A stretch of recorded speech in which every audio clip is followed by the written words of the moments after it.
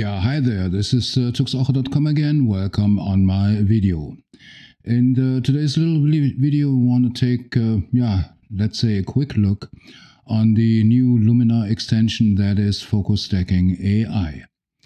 The Focusstacking AI extension is in beta status, so we have to consider this if we take a look on the results, but let's take a closer look on the extension right now, walk to the desktop PC and do a couple of focus stacking and merging them together.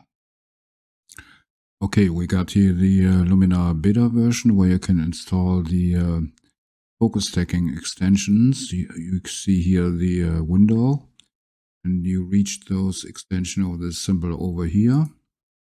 Just press, and here you see the focus stacking extension for Luminar NEO. Okay, we just pick up some images like this, drag them over to the windows just like the HDR extension. And the only settings we got here on top is auto alignment for the aligning all the images, even though they were shot from a tripod. And you can determine the reference image, which are all images compared and then aligned in according to this reference image. Okay, we just stay stack. Now it takes a while to stack those images together.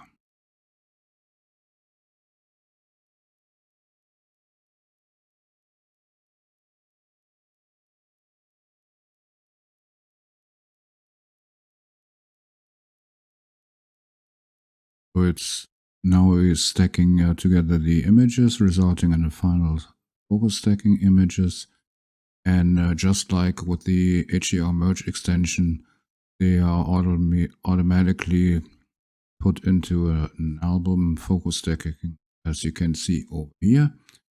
Now we go here to this one, and that looks pretty good. We go to 100% view, but here that is the same like in all images with Luminar NEO, the color change switching from the regular view to 100% view, but I think that is okay.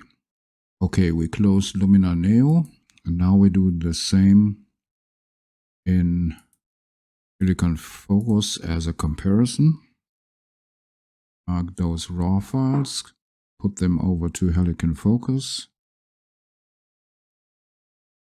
as you can see here, and now we render the stacking images, and the view will split into two areas like here, and then is determine the out of focus areas, and then it will stack together the different focus layers in the different images.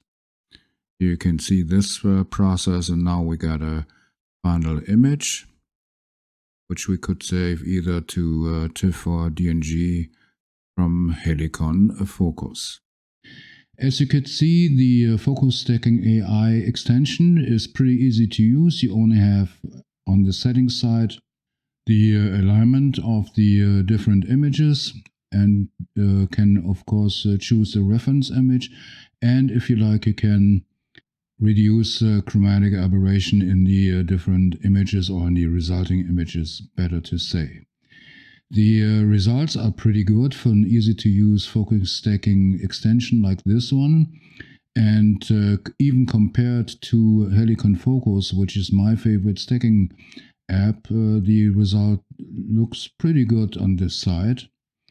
And just like the HDR merge extension, the resulting stacks are put into a separate album that is called Focusstacking, of course, and there you can find them. And of course, since that are regular TIFF files, you could process them even further, either in Luminar NEO or any other image processing tool of your choice.